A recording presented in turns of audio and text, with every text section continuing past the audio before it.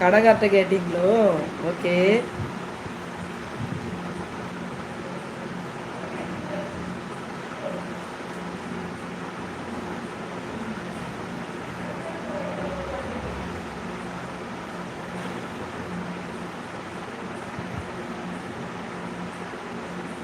ஐயோ!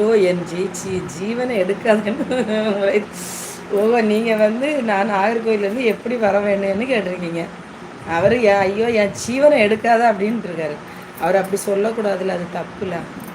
மகாராஷ்டிராவிலேருந்து இரவும் பகலும் ஒரு லாரியில் பொருளை கொண்டு லோடு ஏற்றிட்டு வாரீங்க. தூக்கம் இல்லாமல், தண்ணி கட்டி குடிக்காமல், சாப்பாடு இல்லாமல் எவ்வளோ கஷ்டப்பட்டு எவ்வளோ லாங்கிலேருந்து வருவீங்க. அப்போ வந்து உங்களுக்கு கிடைக்கலன்னா உங்களுக்கு மனசு கஷ்டமாக இருக்கும். அதனால நீங்கள் அவர்கிட்ட கேட்டதுக்கு அவர் அப்படி சொல்லியிருக்கக்கூடாது. அவர் மேலே தப்பு. அவர் என்ன பண்ணியிருக்கணும், பொறுமையாக உங்ககிட்ட பேசியிருக்கணும். ஒரே டிரைவராக ஏற்றிட்டு வந்தேன் நீங்கள் மட்டும்தான் தனியாக வந்தீங்களா? ஐயோ, அப்போ உங்களுக்கு எவ்வளோ கஷ்டமாக இருந்திருக்கு. அப்போ அந்த ஆள் கடையில் உட்காந்துருக்கவருக்கு கஷ்டம் புரியலை. அவர் என் ஜீவனை வாங்காதன்னு இப்படி சொல்லக்கூடாது. தப்பாக பேசியிருக்காரு.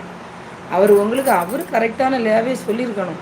தம்பி, இந்த இடத்துக்கு வாங்க, கவனமாக வாங்கன்னு சொல்லியிருக்கணும்.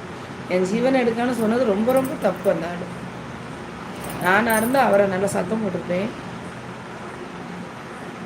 25,000